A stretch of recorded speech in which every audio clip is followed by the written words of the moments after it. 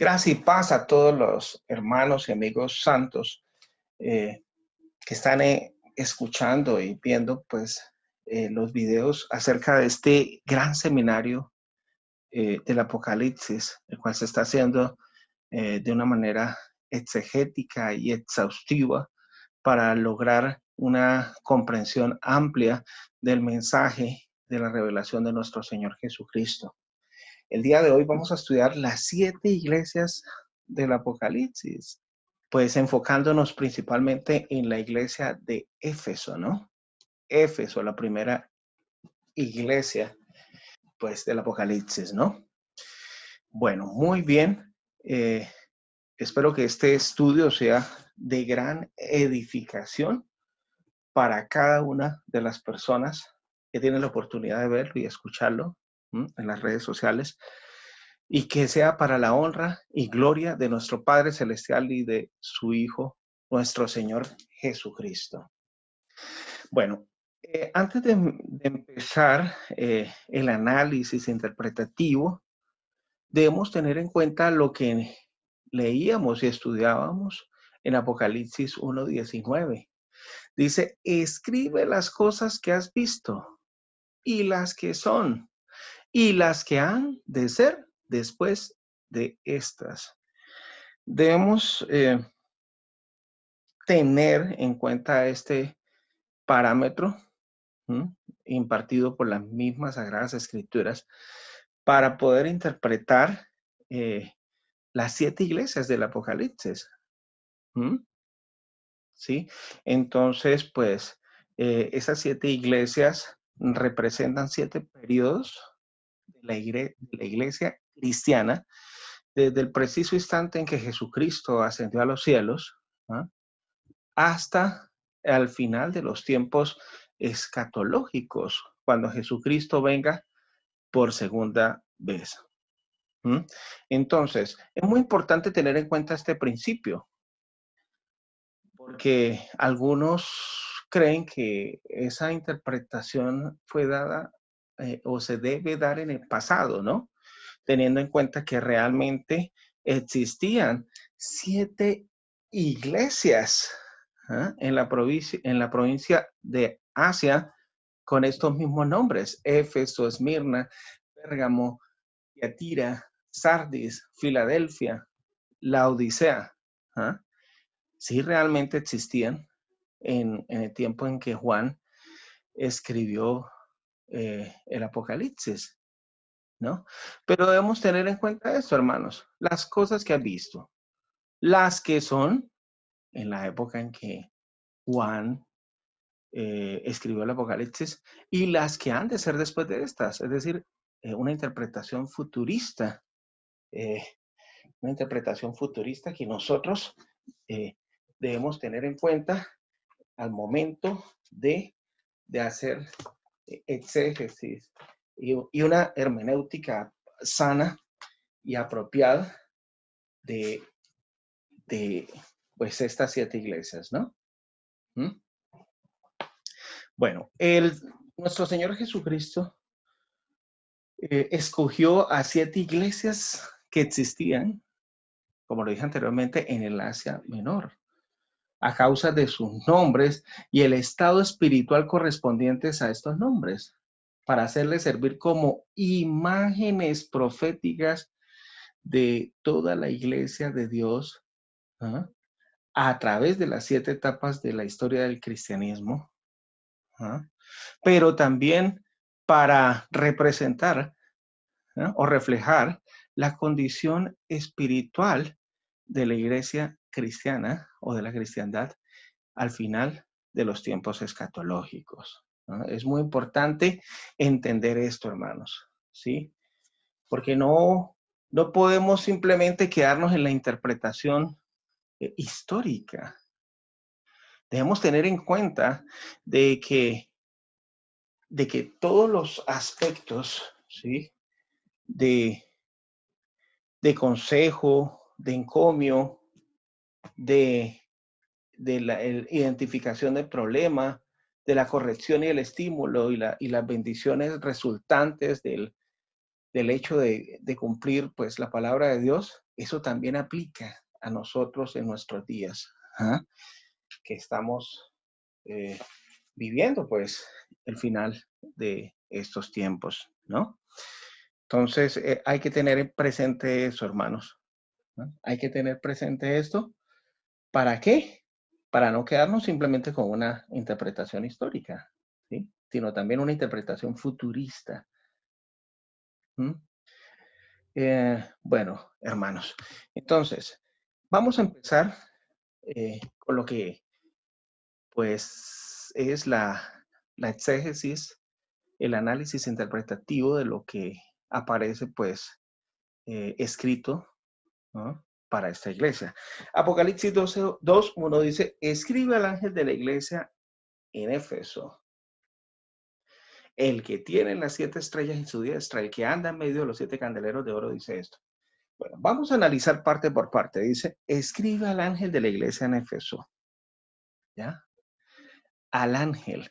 Bueno, recordemos que en el capítulo 1 veíamos cómo fue el medio, ¿sí? O los canales que Dios utilizó para enviarnos el Apocalipsis. El Padre le reveló a Jesucristo, Jesucristo se lo reveló a un ángel y el ángel pues se lo reveló a Juan y Juan a las 7 iglesias, ¿no? Pero entonces, fijémonos muy bien que aquí dice, escribe al ángel de la iglesia en Éfeso, ¿sí? La pregunta que surge es, ¿le ordenó, pues este ángel enviado por Jesús, eh, a Juan escribirle una carta a otro ángel o ser celestial?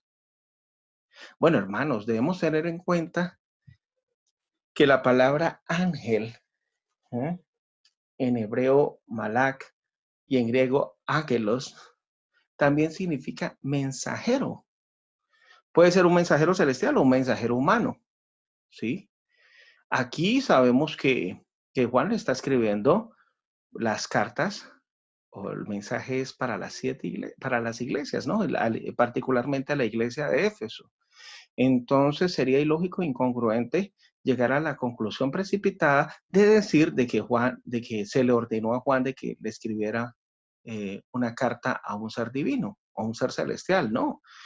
¿A quién se le ordenó escribirle? Pues al mensajero, ¿no? De la iglesia cristiana en Éfeso. Y ese mensajero era un mensajero humano. ¿Mm? Es decir, lo que podríamos llamar hoy en día un pastor, o un líder espiritual, o un anciano, ¿ya? Entonces, es muy importante entender eso a la luz del contexto bíblico, por cuanto que la palabra ángel no solamente significa ser divino, sino también mensajero humano, ¿no? ¿Ya? Entonces, pues, tener en cuenta eso al momento de hacer una sana exégesis, ¿no? Aquí aparece, se le ordenó escribir a ese mensaje, al mensajero de la iglesia en Éfeso. Bueno, primero es muy importante saber que Éfeso era una ciudad, ¿eh? Que tenía un puerto principal y era la ciudad más importante de la provincia de Asia. Tremendo. Era la más importante. El gobernador romano residía, es decir, vivía allí, en la ciudad de Éfeso. La población oscilaba entre 400,000 y 500,000 habitantes. Era una ciudad libre, ¿ah? Es decir, una ciudad que por tener una lealtad grande hacia Roma tenía su gobierno propio, ¿no? ¿Mm? Y también algo importante es que ahí era el centro de adoración a la diosa Diana. ¿Ah? En Hechos capítulo 19, el verso 27 y el verso 35, podemos darnos cuenta de la adoración tan tremenda que se hacía pues por la diosa Diana o lo que llamamos o lo que conocemos también hoy en día como Artemisa, ¿no? 19:27 dice, y no solamente hay peligro de que nuestro negocio venga a desacreditarse, sino también que el templo de la gran diosa Diana sea estimado en nada y comience a ser destruida la majestad de aquella quien venera toda Asia y el mundo entero. ¿Mm? A ver, lo que pasa es que en esa época, pues esta diosa, era, como lo dice claramente las Sagradas Escrituras, era venerada. Y por ser tan venerada, pues en Éfeso habían artesanos, como por ejemplo Demetrio, que es nombrado en las Sagradas Escrituras, y Demetrio hacía esculturas y capillas de la diosa Diana. ¿Ah? Y esa era una de las fuentes de economía, fuente de ingresos, pues, para la ciudad, ¿no? Como se puede vislumbrar en Hechos 19:24, ¿sí? Y en Hechos 19:35. Dice, porque un platero llamado Demetrio que hacía de plata templecillos de Diana daba no poca ganancia a los artífices. ¿Ah? ¿Ves, hermanos? Entonces, y el verso 35, entonces el escribano, cuando había apaciguado a la multitud, dijo, varones efesios, ¿y quién es el hombre que no sabe que la ciudad de los efesios es guardiana del templo de la gran diosa Diana y la imagen venida de Júpiter? Entonces, pues, esa era la situación espiritual que había en esa iglesia.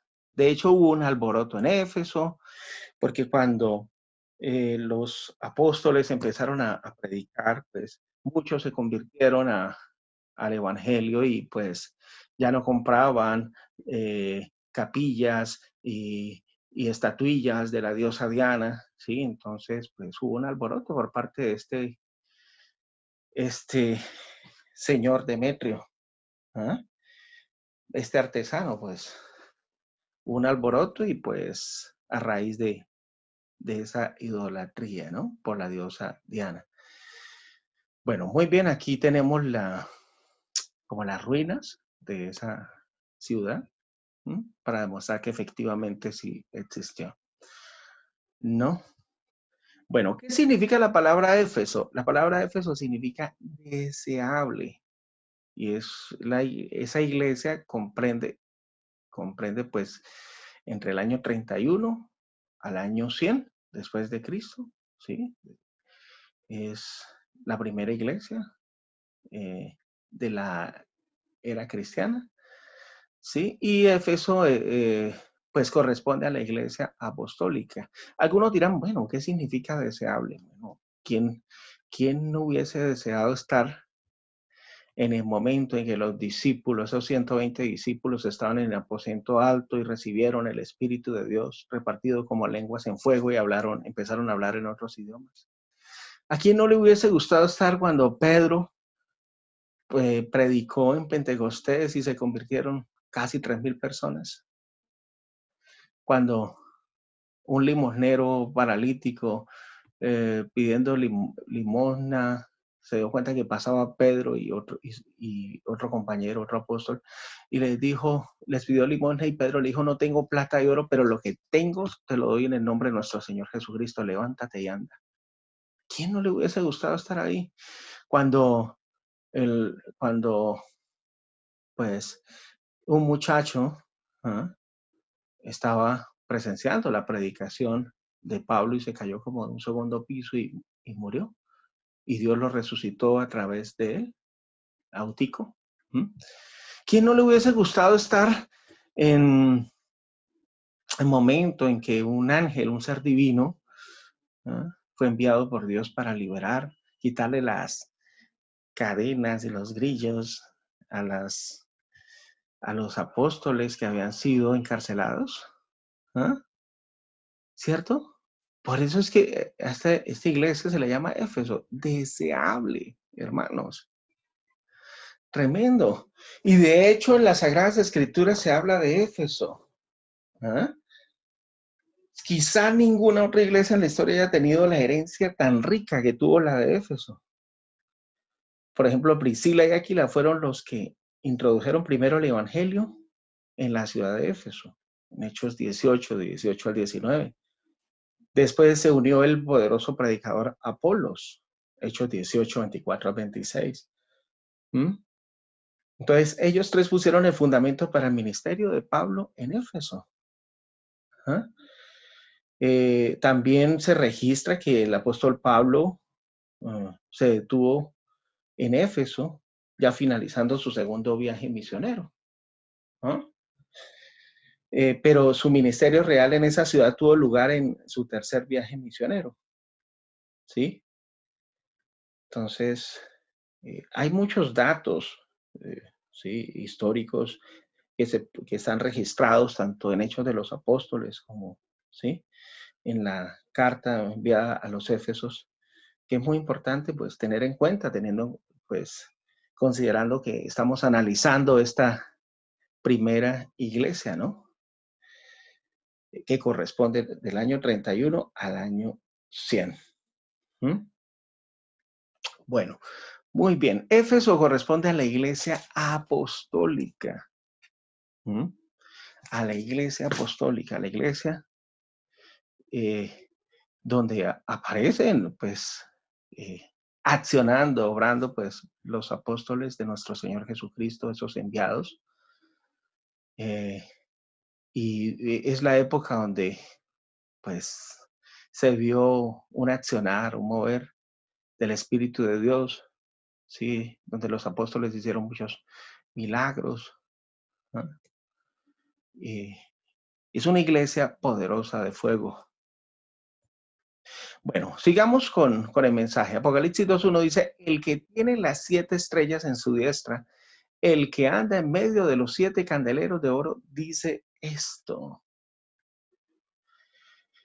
Bueno, aquí Jesucristo se presenta como el que anda en medio de los 7 candeleros de oro y el que tiene 7 estrellas en su diestra. Cuando nosotros buscamos en Apocalipsis capítulo 1, el verso, Apocalipsis capítulo 1, el verso 10, el verso 20, ahí nos da la interpretación de qué es lo que significan esas 7 estrellas que aparecen en su diestra, en la diestra de Jesús. Dice, el misterio de las 7 estrellas que has visto en mi diestra y de los 7 candeleros de oro. Las 7 estrellas son los ángeles de las 7 iglesias. Y ya vimos anteriormente que la palabra ángel, en hebreo malak y en griego ágelos, significa no solamente ser espiritual, sino también significa mensajero humanos, ¿no? Y también dice, y el de los 7 candeleros de oro. ¿Qué son los 7 candeleros de oro? Las 7 estrellas son los ángeles de las 7 iglesias y los 7 candeleros que has visto son las 7 iglesias. Es muy importante analizar la forma como Jesucristo se presenta al inicio de cada carta a cada iglesia. ¿Qué significa el hecho de que Jesucristo se presente aquí de esta forma? Bueno, significa que Él está protegiendo a su iglesia. ¿Ah? Él está protegiendo a sus mensajeros. Fíjense que aparecen esas 7 estrellas que representan mensajeros, ¿sí? En su diestra, en su mano derecha, ¿sí? La diestra también significa poder, ¿sí? Poder, desde un punto de vista bíblico, ¿no? Entonces, el poder de Dios siempre está actuando a través de su iglesia. ¿Mm? Entonces, como el hecho de que aparezcan 7 estrellas en su mano dice, bueno, yo estoy protegiendo a mis mensajeros, yo estoy protegiendo a las iglesias, ¿sí? Yo estoy andando en medio de las iglesias, ¿sí? Y ahí donde nosotros recordamos las palabras dadas por nuestro Señor Jesucristo antes de ascender al cielo, ¿sí? En hechos registradas aquí, en Mateo capítulo 24, pero también en Hechos, bueno, en Hechos capítulo 1, ¿sí? Donde dice, yo estaré todos los días con ustedes hasta el fin del mundo, ¿no? Dice, en Hechos 1:8 dice, pero recibiréis poder cuando haya venido sobre ustedes el Espíritu Santo y me seréis testigos en Jerusalén. En Jerusalén, en toda Judea, en Samaria y hasta lo último de la tierra. ¿Ah? Poder. Fíjate que ahí se está hablando de poder. Recibirán poder. ¿A quién le está hablando? Le está hablando a sus apóstoles. ¿Ah? Los que, los que representaban pues esta iglesia de Éfeso, que es la iglesia apostólica, ¿no? ¿Ah? Sí.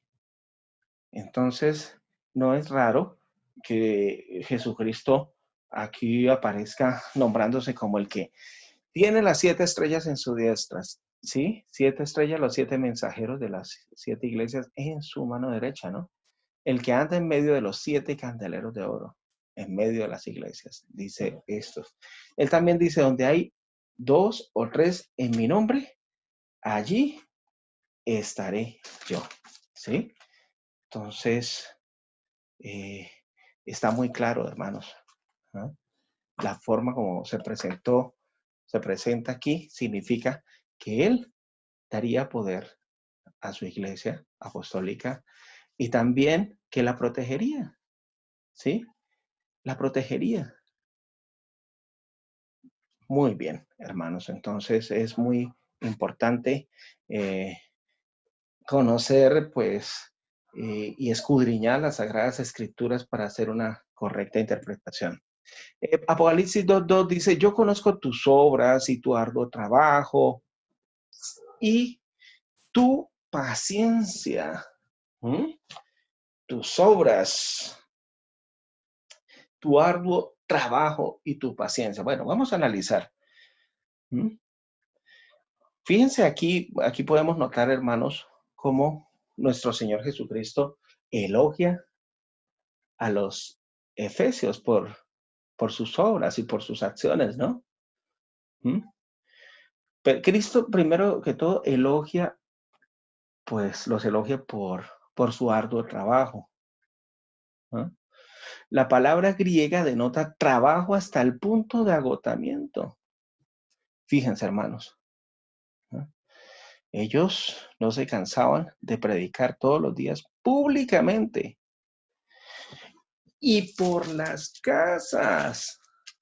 Tremendo. Es decir, todos los días ellos se dedicaron tiempo completo a la obra de Dios, ¿no? ¿Sí? Hechos 20:20 lo dice claramente. Entonces, por eso es que, pues, nuestro Señor Jesucristo los encomió, los elogió, porque el trabajo de ellos era un trabajo arduo, ¿no? ¿Sí? ¿Qué ejemplo para nosotros hoy en día, no, hermanos?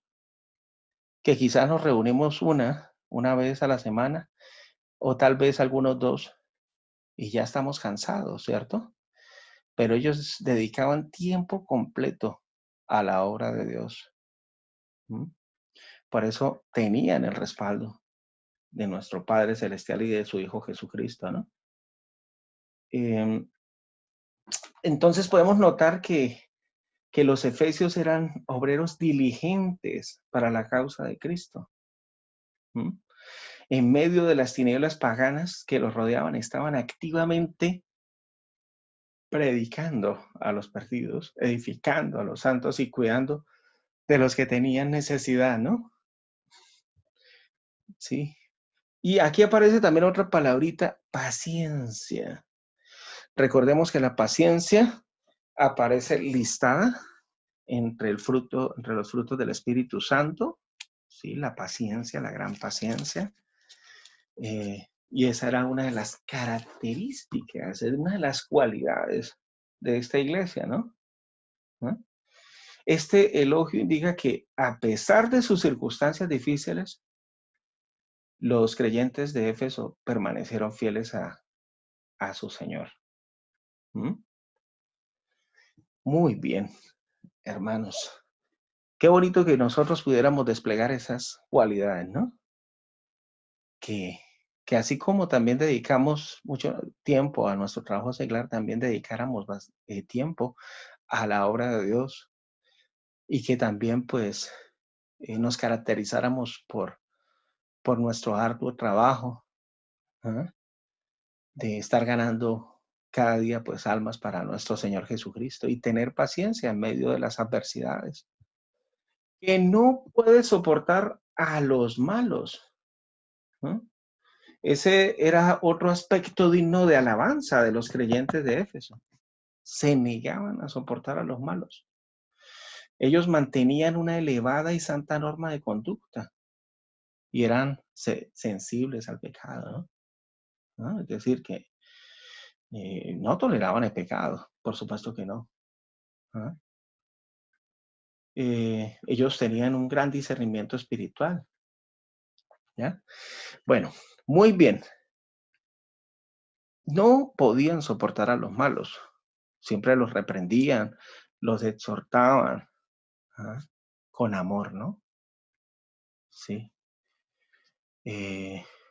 Sabemos que todos somos seres humanos imperfectos y por ende, pues, estamos destituidos de la gloria de Dios, pero, pero ellos disciplinaban con amor, aconsejaban, reprendían, exhortaban, ¿m?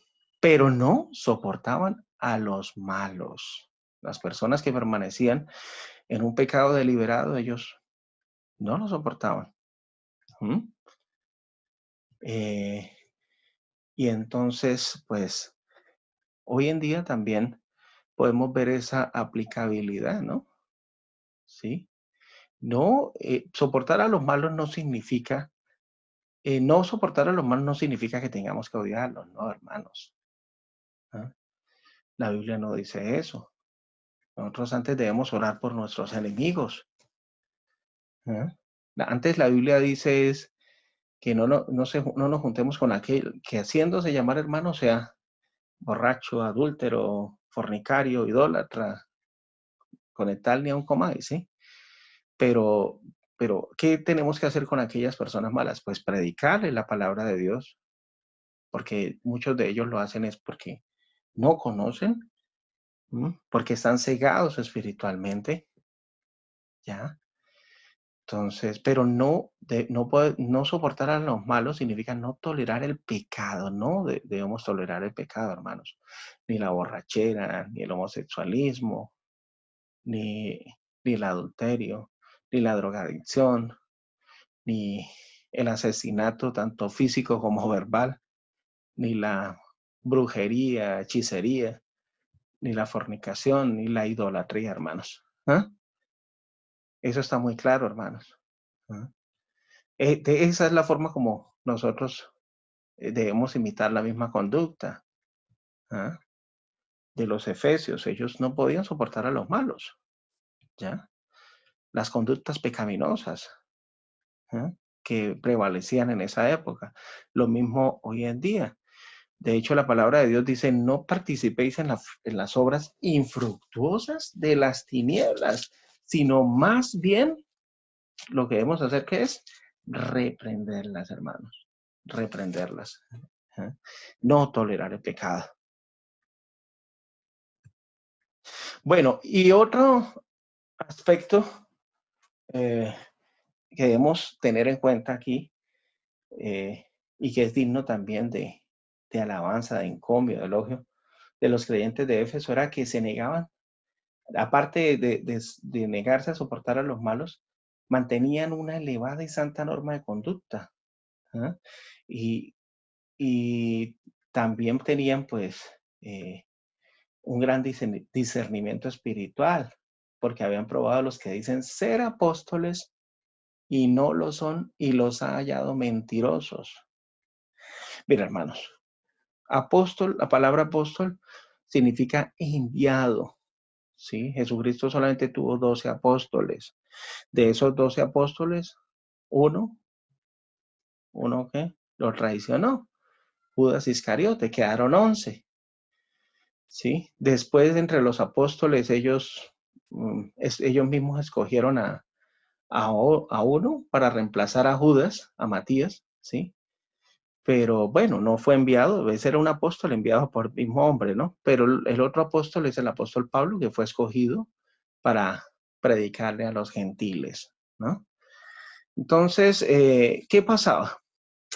En esa época ya ya habían surgido falsos apóstoles, obreros fraudulentos que se disfrazaban como apóstoles de Cristo, ¿ya? Y entonces, ¿qué pasó con esta iglesia de Éfeso? ¿No? Probaron a esos apóstoles y los hallaron faltos, los hallaron mentirosos porque sabían que no eran apóstoles, ¿ah? No tenían las marcas de apóstol, no habían sido enviados por Jesucristo, ¿ya? No habían sido escogidos directamente por Él para predicar las buenas nuevas y el evangelio de salvación, ¿ya? Y los detectaron y por eso, mire, en la carta que el apóstol Pablo escribió a los Corintios, la segunda carta, él les dijo, porque estos son falsos apóstoles, obreros fraudulentos que se disfrazan como apóstoles de Cristo, ¿ya? Hoy en día también, hermanos, en pleno siglo XXI, han surgido falsos apóstoles, ¿m? Que se disfrazan como apóstoles de Cristo, ¿ah? Y hay que nombrarlos con nombre propio, hermanos, porque de hecho, pues, los mismos apóstoles en sus cartas también señalaban con nombres. Por ejemplo, Juan señaló a un tal Diótrefes, ¿ya? Hoy en día hay falsos apóstoles, ¿sí? Tan solo vamos a nombrar algunos muy conocidos en la actualidad. Por ejemplo, el Papa Francisco se autodenomina apóstol, pero él no fue enviado directamente por Jesús, ¿cierto? Ronnie Chávez, Cash Luna, Guillermo Maldonado, entre otros más, ¿ah? De hecho, recordemos, hermanos, que Jesús no dijo, vayan y hagan apóstoles. Él no dijo, id y haced apóstoles. El que hacía apóstoles era Jesús. Él nos mandó a ser discípulos. Así que no te engañen, hermanos, que no te engañen. La Biblia nos advierte que surgirían falsos apóstoles, maestros y profetas llamados ungidos o Cristos que llevarían a la iglesia al error y a la apostasía, ¿eh? Entonces, mucho cuidadito, hermanos, con dejarnos engañar, ¿eh? Recordemos lo que nos enseña el Apocalipsis. Esto no solamente representa a la iglesia del año 31 hasta el año 100, sino también a la condición espiritual de la iglesia en los últimos tiempos. Se levantarían falsos apóstoles, ¿ya? Eh, Haciendo falsos milagros. Entonces, ¿qué es lo que pasa? El Apocalipsis los denuncia también a ellos, hermanos. ¿Ah? Ahora entiendo, o debemos entender todos los que están escuchando este estudio, este gran seminario de Apocalipsis, la razón por la cual muchos de estos apóstoles, por no decir la mayoría, no estudian el Apocalipsis, porque el Apocalipsis los desenmascara. El Apocalipsis le quita la careta, les quita la careta, hermanos, ¿no? Y pues los denuncia también.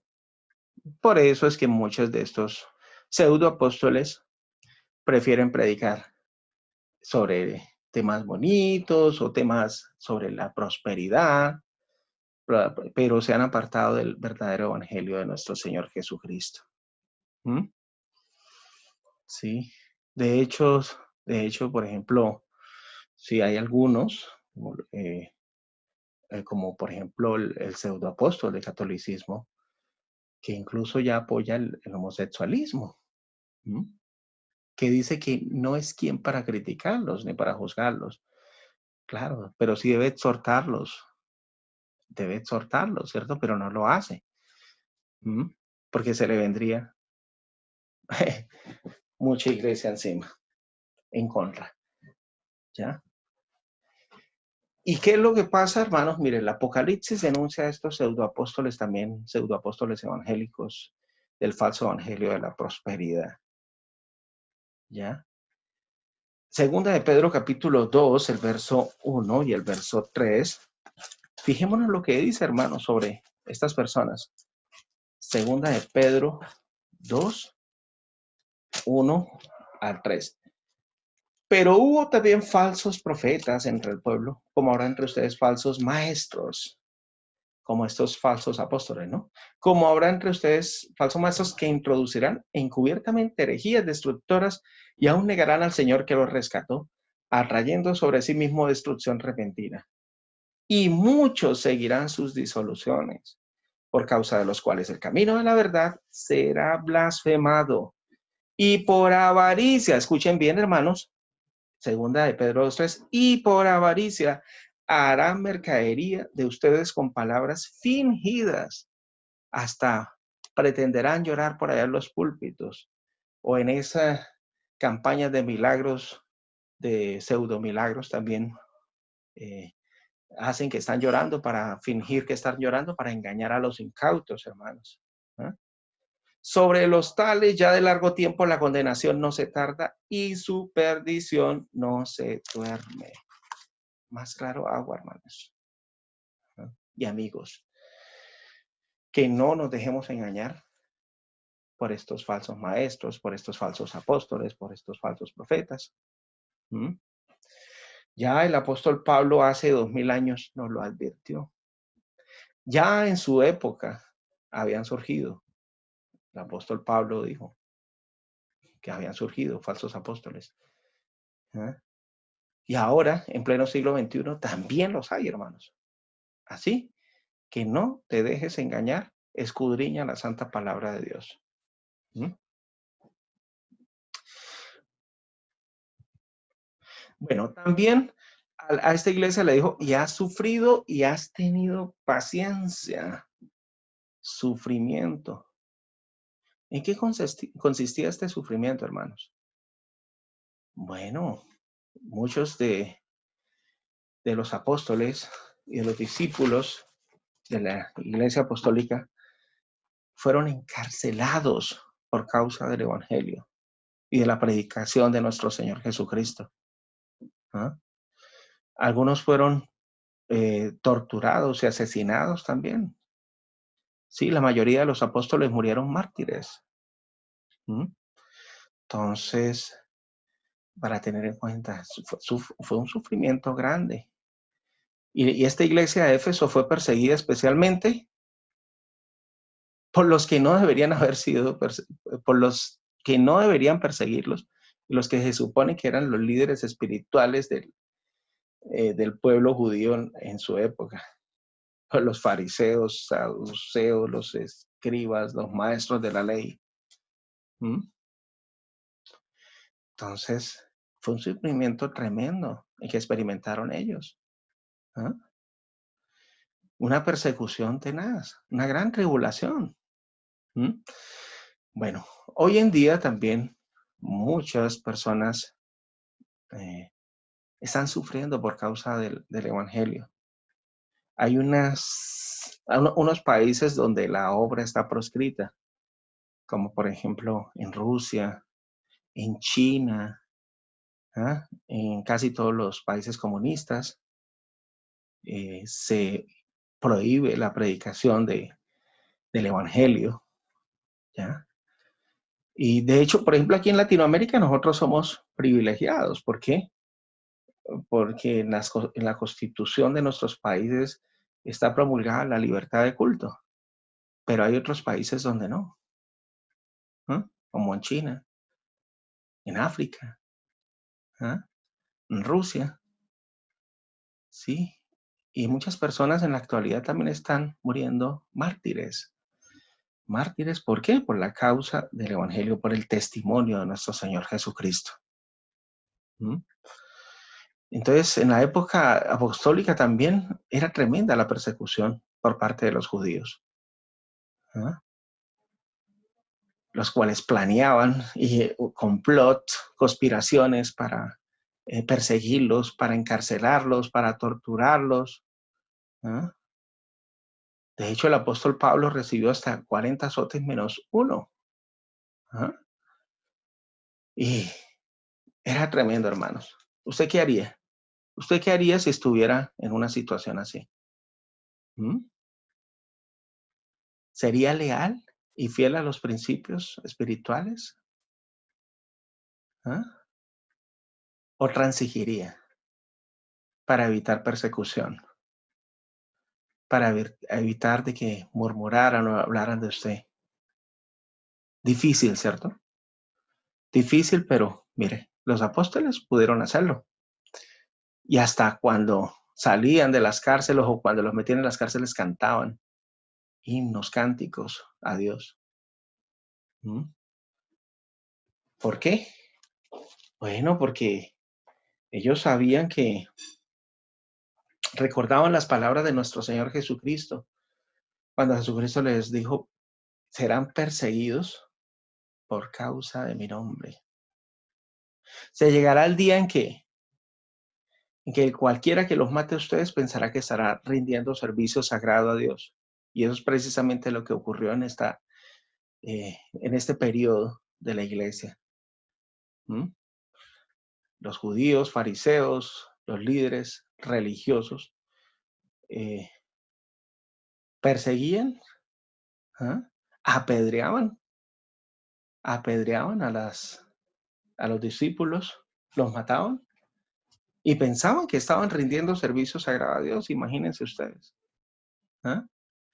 Entonces, si tú estás en estos momentos sufriendo por dar testimonio de nuestro Señor Jesucristo, debes es gozarte. ¿Ah? Debes es gozarte porque así persiguieron a los cristianos de la Iglesia Apostólica. ¿Mm?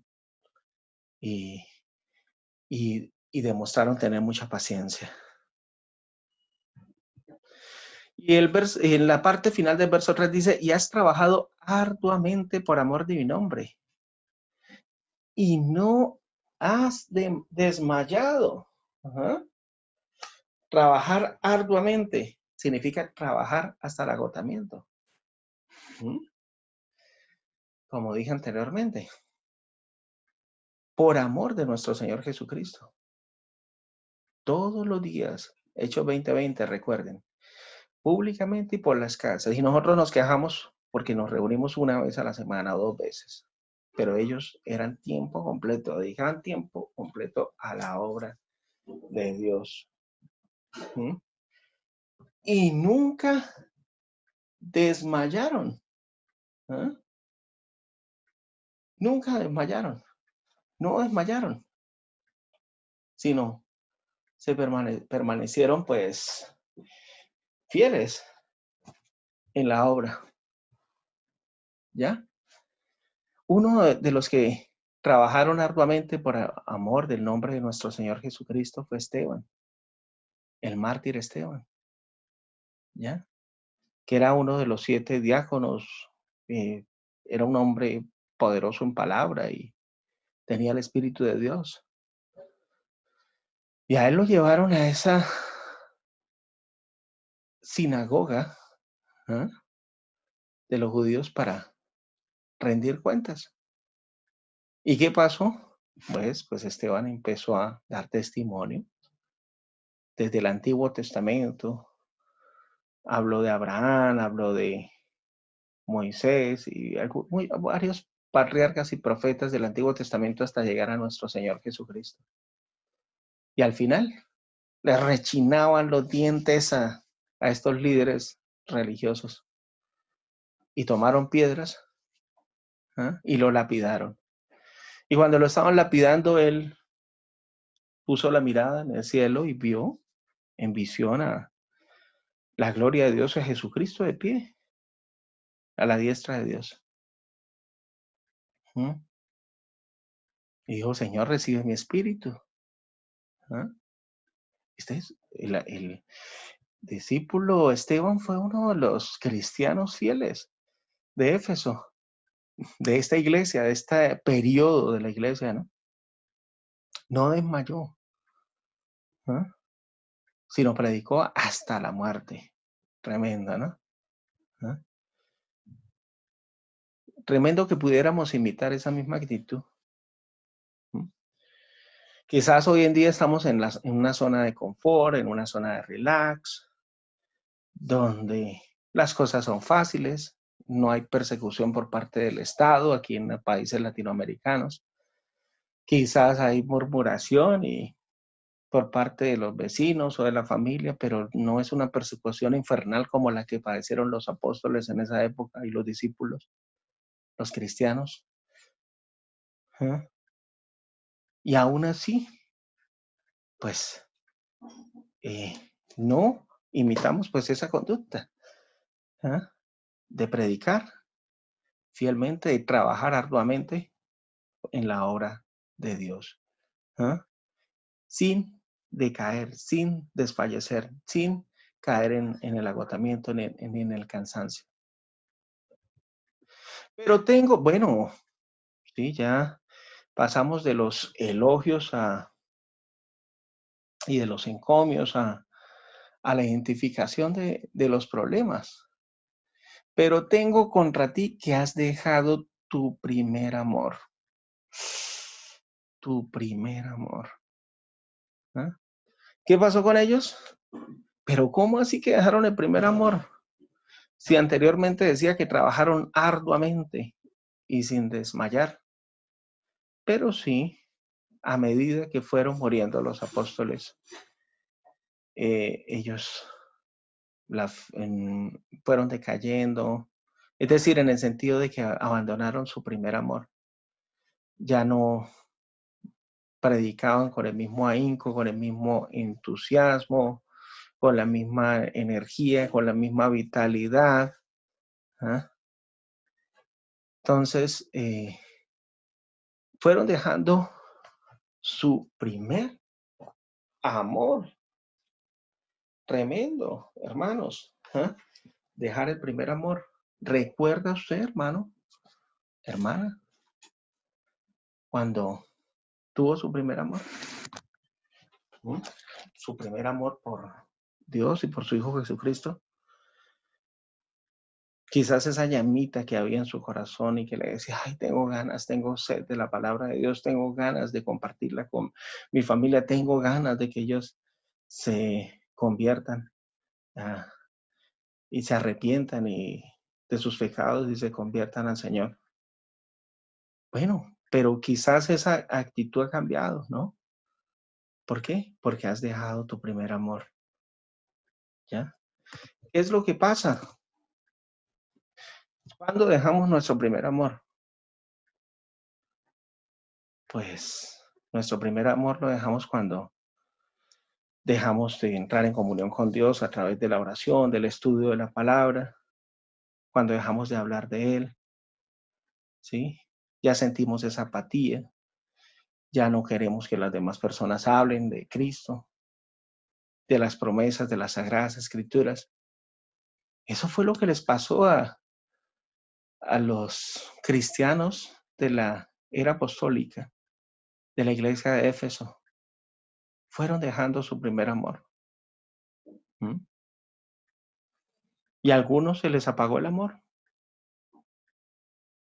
tanto que apostataron de la fe, como dio otra fe. Pero ojalá que si se ha apagado ese primer amor, no sea para irse, para apostatar de la fe, o para desviarse del camino, o para volver otra vez a esas viejas andanzas. Recordemos lo que dice la palabra de Dios. Mejor les hubiera sido no haber conocido el camino de justicia, que después de haber conocido apartarse del mandamiento que les fue dado. Les sucedió lo del viejo proverbio, el perro vuelve a su vómito y la puerca a revolcarse en el cielo. Entonces, de eso fue lo que pasó en la era apostólica. ¿Mm? Dejaron su primer amor. ¿Mm? Recuerda, por tanto, de dónde has caído y arrepiéntete. ¿Sí? ¿Quién más nos puede entender sino nuestro Señor Jesucristo? Que fue, que es uno, que vino, su naturaleza humana fue tentado en todo según nuestra carne, pero sin pecado. Él puede entendernos, ¿cierto? Sí. Y por eso es que la palabra de Dios nos dice claramente en Primera de Juan, capítulo 2, el verso 1 y el 2. Hijitos míos, estas cosas les escribo para que no pequéis. Y si alguno hubiera pecado, abogado tenemos para con el Padre, a Jesucristo el justo. Él es la propiciación por nuestros pecados. Y no solamente por los nuestros, sino también por los de todo el mundo. Si tú has caído en estos momentos, ¿no? Tienes que recordar de dónde has caído. Tienes que recordar qué es lo que te está haciendo caer. ¿Mm? Y debes pedirle perdón a Dios y arrepentirte. ¿Eh? ¿Qué es el arrepentimiento? Un cambio de mente, de corazón, con respecto al pecado y a Dios, lo cual lleva al hombre a un cambio de dirección, propósito y estilo de vida. El arrepentimiento produce un cambio. No es remordimiento, no es lágrimas de cocodrilo, llorar un día y al otro día volver a ser el mismo. No, el arrepentimiento significa cambiar, ¿ah?, de estilo de vida, cambiar tu conducta, tu personalidad, tu forma de ser y amoldarla al carácter de Cristo, ¿ya? Un ejemplo bíblico es el de Zaqueo. Zaqueo era recaudador de impuestos, es decir, ladrón. Todos los recaudadores de impuestos eran ladrones. Y entonces él, aunque era judío, recaudaba impuestos para el gobierno romano. Pero como él era pequeño, ¿qué pasó?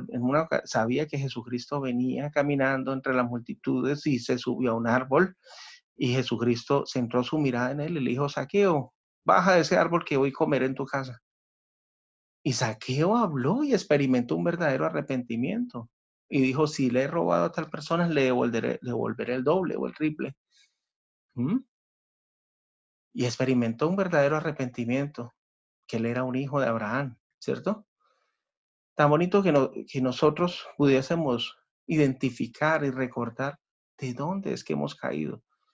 A veces ni siquiera sabemos de qué es que debemos arrepentirnos. Debemos pedirle a Dios en nuestras oraciones de que traiga a nuestra mente de qué es lo que debemos arrepentirnos. Identificar eso y no volver atrás. Y no volver otra vez a contaminarnos con ese pecado, sino nos convertiríamos en practicantes del pecado. Y eso sí, es pecado deliberado. ¿Mm? El arrepentimiento no es solo un ajuste mental, es una revolución de corazón y libertad de la esclavitud del pecado, que como fruto de esa revolución y libertad ahora es andar en una nueva vida. ¿Mm? A eso es que ese es el qué, la identificación del problema y la corrección. Dice, recuerda por tanto dónde has caído y arrepiéntete. Y también dice, y haz las primeras obras. ¿Ah? Sí, haz las primeras obras. Bueno, ¿cuáles son las primeras obras? ¿Ah? ¿Qué fue lo que hicieron primero los cristianos de Éfeso? La fe fue por el oír y el oír la palabra de Dios. Y al oír la palabra de Dios buscaron de Dios. Se reconciliaron con Dios al tener un verdadero arrepentimiento. Estudiaron la palabra, las profecías que indicaban de una manera irrefutable que Jesucristo era el Mesías, el Cristo. ¿Ah? Y empezaron a servirle a Dios y le dieron el primer lugar. ¿Ah? Pero después, cuando se fue enfriando el primer amor, ya no buscaban de Dios, ya no estudiaban, ya no le servían. Así es como se enfría el primer amor. ¿Mm? Y entonces, ¿qué debemos hacer? Las primeras obras. ¿Ah? Sí, entonces, ¿y cómo hacemos las primeras obras? Bueno, ¿ah? A través de todas nuestras dificultades, eh, debemos mantener un arduo trabajo y firmeza, soportando las pruebas. Y, y no debemos tolerar el pecado. y debemos cultivar la paciencia también, ¿ah? Así como lo hicieron los cristianos de Éfeso por amor a su nombre, ¿no? Sin desmayar, sin desfallecer. Esa es la forma como podemos hacer las primeras obras, ¿ah? ¿Sí? Manteniendo una conducta espiritual intachable también, dándole primer lugar a Dios. A veces le damos el primer lugar a otros ídolos de este mundo, el televisor, ¿no? El trabajo, la familia, todo se convierte en un ídolo, acumular riquezas, todo lo que le quita el primer lugar a Dios se convierte en un ídolo, ¿ah? Si le damos a Dios el lugar que le corresponde en nuestras decisiones, haremos todo lo que, es decir, llegaremos a cumplir todas las promesas de Dios se harán efectivas en nuestra vida, ¿no? Dice Apocalipsis 2:5, pues si no, vendré pronto a ti y quitaré tu candelero de su lugar si no te hubieras arrepentido. ¿Ah? A ver, el arrepentimiento es sentir dolor profundo por haberle fallado a Dios. Si no sentimos dolor, si no somos sensibles al pecado, entonces, ¿qué? ¿Qué pasará? Aquí lo dice claramente. Jesús quitará su candelero de su lugar si no nos hubiéramos arrepentidos. Recordemos que los candeleros representan a las 7 iglesias, ¿no? A las iglesias.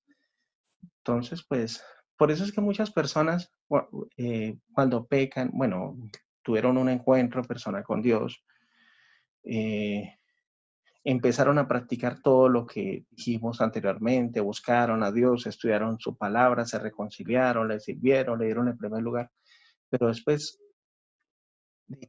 decayeron o cayeron en pecado.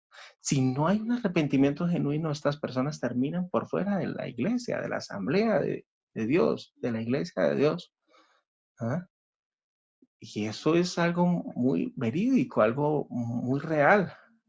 Las personas que no experimentan, y si eso también me afecta a mí, si no experimento un verdadero arrepentimiento, pues termino por fuera de las cosas de Dios. Así de sencillo. ¿Mm? Dice, pero tienes esto, que aborreces las obras de los nicolaitas, las cuales yo también aborrezco. Apocalipsis 2:6. ¿Quiénes eran, quiénes eran los nicolaitas? ¿Ah? Es muy importante saber quiénes eran los nicolaitas. Bueno, los nicolaitas, algunas personas dicen que nicolaitas eran algunos discípulos de Nicolás. ¿Y quién era Nicolás? Nicolás era uno de los 7 diáconos que sirvieron, que fueron escogidos para servir en la iglesia cristiana, ¿no? ¿Ah? Uno de los 7 diáconos, Nicolás.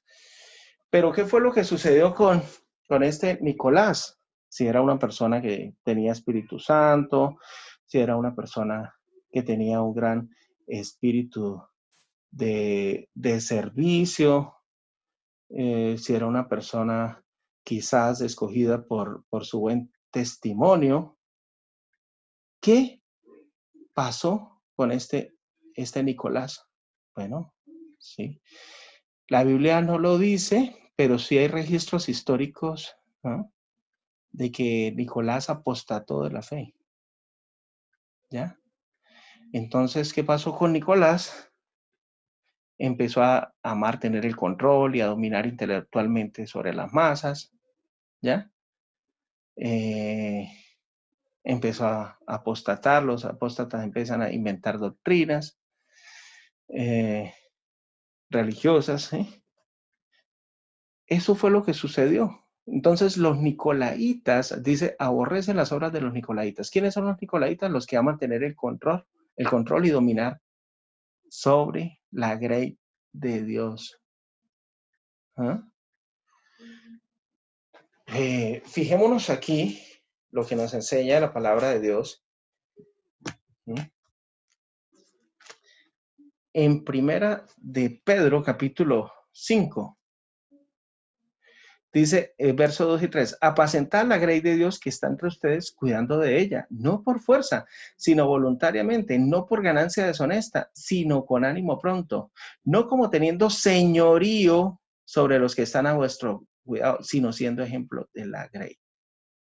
Y el mismo apóstol Pablo había advertido eh, contra esta doctrina nicolaíta, ¿no?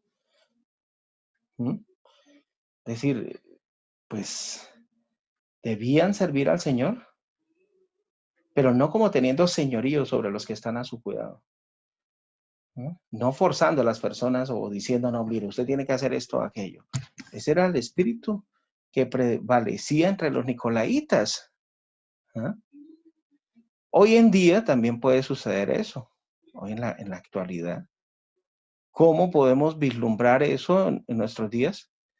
Bueno, hay personas o pastores, o pseudoapóstoles, que aman tener el control y dominar intelectualmente sobre las personas. Y lo más triste es que esas ovejas a las cuales ellos pastorean no estudian las Sagradas Escrituras, o si las estudian no las entienden, sino simplemente se someten a lo que les diga pues sus autoridades eclesiásticas y no ponen en tela de juicio lo que ellos enseñan. Entonces ahí está vislumbrando pues ese espíritu nicolaíta, ¿no? ¿Ah? Pues estas personas nicolaitas también se ponen títulos. ¿Ah? ¿Ves? Entonces como doctor, ¿ah? Eh, apóstol, sabemos que apóstol solamente 12 apóstoles, maestro, sabemos que nuestro gran maestro es nuestro Señor Jesucristo, ¿ya? ¿Ves? Son denominacionales y sectarios también, es decir, ellos dicen tener la verdad, pese a que la mayor parte de las doctrinas que enseñan los nicolaitas contemporáneos son producto de concilios humanos, ¿no? Imponen diezmos y ofrendas para enriquecerse y vivir a costa de los demás. ¿Ah? Sabemos que el diezmo bíblico era de productos agrícolas y de ganado y que ese diezmo solamente se instituyó para el pueblo israelita. Sí, pero entonces inventan un diezmo monetario para enriquecerse y seguir teniendo el control. ¿Ya? Entonces, los efesios aborrecían las obras de los nicolaitas. Jesús les levanta el ánimo al encontrar un factor común. Aborrecen las obras de los nicolaitas, las cuales yo también aborrezco. ¿Mm? De acuerdo con los historiadores, hay algunos historiadores como Ireneo, Clemente y Tertuliano. En la iglesia de finales del primer siglo apareció una corriente que permitía a los cristianos participar de actos y costumbres paganas con el fin de no ser atacados por sus adversarios. Como quien dice, a donde va Vicente va la gente, yo hago esto para que no me critiquen, uy, mejor. Lo mismo sucede hoy en día. ¿Ah? Nos amoldamos al mundo y no permitimos que el mundo se amolde a nosotros, ¿ya? Sino nos mezclamos con costumbres paganas para ganar el favor de las personas, para no ser rechazados por la familia, para no ser rechazados por los amigos, para no ser rechazados por los vecinos, nos amoldamos al mundo. Ahí prevalece también el espíritu nicolaíta. Pero bueno, debemos aborrecer las obras de los nicolaitas, porque Jesús las aborreció. Y los cristianos de Éfeso también aborrecían esas obras de los nicolaitas. ¿Ah? Y cuando una persona tenga una grey, debe apacentarla con cariño, con amor, no con dominio o queriendo tener el control. Recuerden, Primera de Pedro 5, 2, 3. Apocalipsis 2, 7 dice, el que tiene oído, oiga lo que el Espíritu dice a las iglesias. Al que venciere, le daré a comer del árbol de la vida, el cual está en medio del paraíso de Dios. Apocalipsis 2, 7. ¿Ah? Bueno, muy importante entender esto a la luz del contexto bíblico. La Biblia dice al que venciere. ¿Ah? Al que venciere. ¿Qué significa vencer? ¿Mm? Al que gane, al que llegue a la meta, ¿ya? Al que no se quede en medio de una adversidad, de una prueba, de un obstáculo, sino que siga adelante, adelante hacia la meta, puesto los ojos en Cristo, el autor y consumador de la fe. ¿Ves? Al que venciere, hermanos. ¿No? ¿Quiere ser usted un vencedor? ¿Mm? Entonces, aquí, si usted y yo queremos ser vencedores y queremos comer del árbol de la vida, tenemos que seguir el consejo que aparece aquí en Apocalipsis capítulo 2, el verso 7. ¿Eh? Fíjate que, pues esta carta termina con una exhortación, una promesa, ¿no? La exhortación es el que tiene oído, oiga lo que el Espíritu dice a las iglesias. ¿Eh? Entonces esto subraya la seria responsabilidad que tenemos los cristianos de obedecer la voz de Dios en las Escrituras. ¿Sí? Recordemos, no siendo oidores olvidadizos, sino hacedores de la palabra. ¿Mm? También aquí dice, aquí me gustaría resaltar que dice lo que el Espíritu dice a las iglesias. Aquí está iglesias en plural. ¿Mm? Entonces, eso significa pues la naturaleza universal de esta invitación, ¿no? Es decir, pues ahí no se refiere únicamente a la iglesia de Éfeso, sino a todas las iglesias de todos los periodos de la historia de la iglesia cristiana. ¿Ah? Y a nosotros hoy en día nos afecta también. El Espíritu dice a las iglesias. ¿Ah? Entonces, este llamado no se puede limitar solo al grupo de vencedores de la iglesia de Éfeso.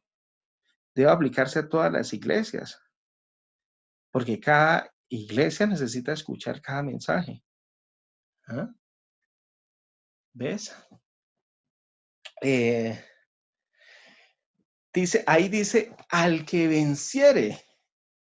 La palabra que venciere, la frase no se refiere a los que han alcanzado un nivel superior en la vida cristiana, sino a todos los cristianos, sin excepción, ¿no? Pero vencedores, cristianos vencedores. Entonces, fijémonos que, que este mensaje nos debe afectar también a nosotros también, ¿no? ¿Mm? Todos los creyentes vencedores o verdaderos son vencedores, ¿no? Por la gracia y el poder que Dios nos ha dado, ¿sí? Cuando tenemos la facultad de vencer eh, el mundo, ¿sí? Y sus deseos, el pecado y las tentaciones y maquinaciones del enemigo, ¿no? ¿Ah? Fíjense aquí que dice, al que venciera le daré de comer del árbol de la vida, el cual está en medio del paraíso de Dios. ¿Mm? Bueno, la primera mención de ese árbol de la vida está en Génesis 2:9, donde se ubica este árbol de la vida en el huerto del Edén. ¿Sí? ¿Qué fue lo que sucedió? Pues a raíz del pecado, pues Adán y Eva fueron expulsados del paraíso, pero después se vuelve a nombrar este árbol de la vida. ¿Sí? ¿En dónde? Por ejemplo, en Apocalipsis 22:2, Apocalipsis 22:2, en Apocalipsis 22:14 y el verso 19. Mira lo que dice Apocalipsis. Dice, en medio de la plaza de la ciudad, a uno y al otro lado, estaba el árbol de la vida que lleva 12 frutos, Cada mes da su fruto y las hojas de árbol son para la sanidad de las naciones. ¿Ah? Bueno, entonces podemos darnos cuenta de que este árbol de la vida, ¿dónde se encuentra? En medio de la plaza de la ciudad. ¿Cuál ciudad? La Nueva Jerusalén, la ciudad que fue construida y cuyo arquitecto y constructor es Dios, ¿no? Como lo dice Hebreos. Pero ese árbol de la vida se encuentra ahí en esos momentos. ¿Ah? ¿Dónde se encuentra entonces, pues, el árbol de la vida? ¿Dónde está el paraíso de Dios en estos momentos? El paraíso en estos momentos se encuentra en el tercer cielo. De hecho, segunda de Corintios, capítulo 12, el verso 2, 4, dice, habla de que Pablo, en una visión, fue llevado al tercer cielo. ¿Eh? Conozco un hombre en Cristo que hace 14 años, si en el cuerpo no lo sé, si fuera del cuerpo no lo sé, Dios lo sabe.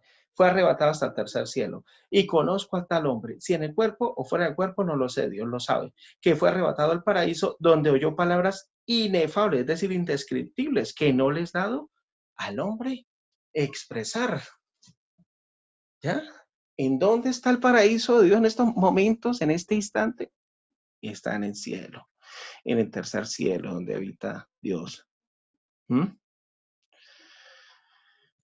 Pero ya leímos el texto este Apocalipsis 22:2. En medio de la calle de la ciudad, de un otro lado del río, estaba el árbol de la vida. En medio de la calle de la ciudad. ¿Sí? ¿Cuál ciudad? La Nueva Jerusalén. Mira, hermanos, la promesa de comer del árbol de la vida, el cual está en medio del paraíso de Dios, se cumplirá cuando la Nueva Jerusalén descienda del cielo. Porque ahorita el árbol de la vida está allá, en medio de la plaza de la gran ciudad, como lo dice aquí Apocalipsis 22:2. Pero resulta y acontece que esa nueva Jerusalén descenderá del cielo. ¿Mm? Como lo dice claramente Apocalipsis 3:12, Apocalipsis 3:12, Apocalipsis 21:2 y Hebreos 13:14. A ver, Apocalipsis 3:12, ¿qué dice? Dice, al que venza lo haré columna en el santuario de mi Dios y nunca más saldrá afuera. Escribiré sobre él el nombre de mi Dios, el nombre de la ciudad de mi Dios, la nueva Jerusalén que desciende del cielo enviada por mi Dios, ¿eh? Y mi nuevo nombre. Entonces, la nueva Jerusalén descenderá del cielo. ¿A dónde? A la tierra, hermanos. A la tierra. Porque la promesa para los justos es heredar la tierra. Los justos mismos heredarán la tierra y vivirán para siempre sobre ella. Los justos, los benditos de Yahweh, ¿sí? Los mansos. De hecho, Jesucristo en Mateo 5:5 también lo dice y lo enseñó. Bienaventurados los mansos porque ellos heredarán la tierra. Entonces, ese árbol de la vida en estos momentos está en el cielo, ¿sí? En medio de la calle de la ciudad, la Nueva Jerusalén, y a uno y otro lado del río estaba el árbol de la vida, pero esa nueva Jerusalén descenderá del cielo, ¿no? De hecho, el apóstol Pablo también lo escribió en Hebreos capítulo 13, el verso 14. Dice, porque no tenemos aquí ciudad permanente, sino que buscamos la que está por venir, es decir, la nueva Jerusalén. ¿Ya? Entonces, pues, es muy importante entender eso a la luz del contexto bíblico, ¿no? ¿Ah? El árbol de la vida, por supuesto que simboliza la vida eterna, ¿sí? Y el paraíso de Dios, aunque ahorita está en el cielo, en la Nueva Jerusalén, descenderá del cielo. ¿Mm? Y ahí es cuando cosas que ojo no vio, ni oído oyó, ni entraron en el corazón del hombre, son las que Dios tiene preparada para los que le aman. Primera de Corintios 2:9, hermanos. Cosas que nunca hemos visto con nuestros ojos en forma tangible, ni hemos oído con nuestros oídos, orejas, ni nunca han entrado, son las que Dios tiene preparadas para nosotros, ¿no? ¿Quiere usted ser participante de esas ricas promesas? Yo creo que sí, ¿cierto, hermanos? Yo me imagino que sí. ¿Ah? Heredar la vida eterna, comer del árbol de la vida que está en medio de la calle de la ciudad, a uno y el otro lado del río, cuando descienda la nueva Jerusalén del cielo, aquí a la tierra. Bueno, hermanos, esa es la promesa que Dios tiene para cada uno de nosotros, ¿cierto? Entonces, ¿qué debemos hacer? Bueno, hermanos, pues sencillo. Debemos eh, no solamente oír, leer, sino también oír y practicar lo que está escrito aquí en estas promesas a la iglesia de Éfeso, ¿cierto? Eh, entonces, eh, ¿qué es lo, para concluir, hermanos? ¿Ah? Que nosotros podamos imitar también imitar pues ese accionar, eh, esa forma como demostraban sus obras, pues los cristianos de Éfeso, su arduo trabajo, que no nos cansemos de predicar el evangelio de salvación, que cultivemos también ese fruto del Espíritu Santo que es la paciencia. ¿No? Sabemos que las promesas de Dios se cumplen porque su palabra no vuelve vacía, sino cumple el propósito por el cual Él la ha enviado. ¿Sí? Debemos no debemos tolerar el pecado, hermanos. ¿No? Debemos denunciar a los falsos apóstoles. ¿No? Debemos denunciarlos con nombres propios, así como Juan denunció a Diótrefes, ¿no? Que tenía, pues, se creía el dueño de la iglesia superior, ¿ya? No debemos transigir, hermanos. ¿Ah? Eh, Trabajar arduamente significa trabajar hasta el agotamiento por amor de nuestro Señor Jesucristo. No desmayarnos, no desmayar sin desfallecer, hermanos. ¿Ah? Porque el galardón que vamos a recibir es muy grande. ¿Ah? Y no dejar el primer amor. Si tú has dejado tu primer amor, esa oportunidad que tienes para reconciliarte con Dios, con su Hijo Jesucristo. ¿No? Nunca es tarde. El tiempo de gracia y de oportunidad y de bondad inmerecida está abierto para aquellas personas que lo buscan. ¿Ah? Si ese amor se le ha enfriado, pues vuelve otra vez a Él, hermano. Vuelve otra vez. ¿Ah? Nunca es tarde. Recuerda lo que dice la palabra de Dios. Hijitos, no pequéis. Aun si pecaren, abogado tenemos para con el Padre, a Jesucristo el justo. Él es la propiciación por nuestros pecados, y no solamente por los nuestros, sino por los del mundo entero. Primera de Juan 2, 1, 2, hermanos. Recuerden eso. ¿No? Que se vuelva a calentar ese amor. Que vuelva el fuego del primer amor en nuestros corazones. ¿Ah? Y también la invitación es a recordar de dónde hemos caído y arrepentirnos. Arrepentirnos, es decir, sentir dolor profundo por haberle fallado a Dios. ¿Ah? Empezar a hacer esas primeras obras que solíamos hacer antes de que se enfriara nuestro amor por Dios y por su Hijo Jesucristo. ¿Mm? Eh, que, que nunca dejemos apagar la llama de ese candelero para que no terminemos por fuera de la iglesia de Dios. ¿No? Que no apoyemos las obras de los nicolaitas, que no actuemos como queriendo ejercer dominio y autoridad sobre los miembros de la iglesia. No, a Dios no le gusta eso. Todo se debe hacer con amor. ¿Ah? Sí, no creyendo que somos dueños de la grey de Dios, no. El dueño de la grey de Dios es el príncipe de pastores, que es nuestro Señor Jesucristo. Aborrezcamos a los nicolaitas, ¿no? Denunciemos también esas obras, ¿ya? Y Dios nos dará de comer del árbol de la vida. Es decir, tendremos la esperanza de la vida eterna. Bueno, gracias y paz a todos los hermanos y espero que este estudio de la iglesia de Éfeso haya sido de gran edificación para cada uno de nosotros. Amén.